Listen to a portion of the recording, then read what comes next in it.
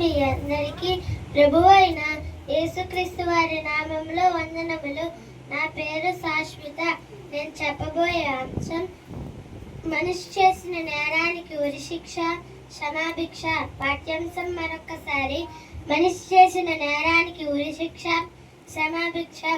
ఈరోజు ప్రపంచంలో ఎన్నో దేశాలున్నాయి. ఆ దేశాలకు ఎన్నో చట్టాలున్నాయి. అదే దేశాలకు ఎక్కువ రాబడి తెప్పిస్తుంది మద్యం. మద్యం తాగమనేది వాళ్ళే, తాగిన తర్వాత డ్రైవ్ చేస్తే శిక్షించేది వాళ్ళే, తాగిన తర్వాత నేరం చేస్తే ఉరిశిక్ష విధించేది వాళ్ళే. అయితే ఆ దేశాలకు ఎక్కువ రాబడి తెప్పిస్తుంది మద్యం కాదా? అందుకే కొన్ని దుకాణాలు ఏర్పాటు చేశారు. అవి రేషన్ దుకాణాలు అనుకుంటున్నారా? కాదు, అవి ప్రభుత్వ సారా దుకాణాలు. అదేమైనా పానకమా ప్రభుత్వం సరఫరా చేయడానికి? చెప్పండి. ఆ దుకాణాల్లో తాగిన మైకంలో తప్పు చేస్తే శిక్ష విధిస్తారట. అసలు తాగిన వారి పరిస్థితి ఎలా ఉంటుందో ఒకసారి బైబిల్ చూడండి.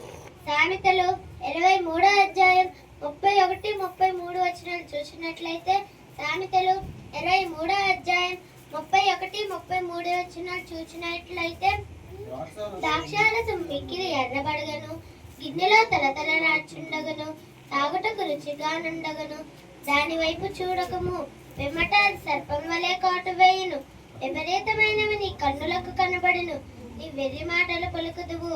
తాగిన వారి పరిస్థితి ఎలా ఉంటుందని బైబిల్ చెప్పిందంటే, వెర్రివాడిగా ఉంటావు అని చెబుతుంది. మీకందరికీ తెలుసు, ప్రపంచంలో అందమైన నడక క్యాట్ వాక్. దానికంటే అందమైన నడక ఏంటో తెలుసా? అదే తాగుబోతు నడక. వాడు ఇటు నుంచి అటు నడుస్తాడు.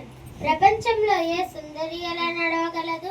ఒకవేళ అదే టైంలో ఆకాశంలో నుండి మెరుపు వస్తే, ఎవడ్రా నన్ను ఫోటో తీసింది, ముందే చెప్పుంటే మంచి స్టైల్ ఇచ్చేవాడిని కదరా అంటాడు. ఇలా వెర్రి మాటలు పలికేలా చేసింది ఎవరు? నేడున్న ప్రభుత్వాలు. ఈ మనిషిని తప్పు చేయించింది ఎవరు? నేడున్న ప్రభుత్వాలు. తప్పు చేసేవాడు కాదు, తప్పు చేయడానికి కారణమైన వాడు కూడా శిక్షార్హుడే. తాగి తప్పు చేసేవాడు వీడైతే, వాడు తాగడానికి కారణమయ్యింది ప్రభుత్వాలు కాదా? తాగి హత్య చేసిన వాడిని ఉరి తీస్తే మరి ప్రభుత్వాన్ని ఏం చేయాలి? శిక్షించాలా వద్దా? చెప్పండి. ఇది న్యాయమా కాదా? కనుక దేవుడు మనల్ని ప్రేమించి మనం తప్పు చేయకుండా ఉండాలని బైబిల్లో ఒక మాట రాయించాడు. యెషయా 55వ అధ్యాయం 2వ వచనం చదువుకుందాం. యెషయా 55వ అధ్యాయం 2వ వచనం చదువుకుందాం. ఆహారం కాని దాని కొరకు మీరెలా రోకలిచ్చెదరు? సంతృష్టి కలుగజేయని దాని కొరకు మీ కష్టార్జితమును ఎందుకు వ్యాయపరచెదరు? నా మాట జాగ్రత్తగా ఆలకించుడి, మంచి పదార్థం భుజించుడి, మీ ప్రాణం సారమైన దాని ఎందు సుఖించనీయుడి. ఆహారం కాని దాని కొరకు అంటే రమ్ము, గుట్కా, బ్రాందీ, బీరు, విస్కీ, ఇలా ఆహారం కాని దాని కొరకు మీరెందుకు మీ కష్టార్జితమును ఇస్తున్నారు? మీరెందుకు మీ డబ్బులు ఖర్చు పెడుతున్నారు? ఈ ప్రకృతిలో మంచి ఫలాలున్నాయి, మంచి పదార్థాలున్నాయి, వాటిని తిని సుఖించడి అని మంచిని చెప్పి మనిషిని మార్చాలే తప్ప తప్పు చేస్తే ఉరి తీయడం కాదు. ఈ సమాజంలో మంచిని మార్చాలంటే బైబిల్ చదవాలి. బైబిల్ తప్ప మంచిని మార్చేది మరేదీ లేదు.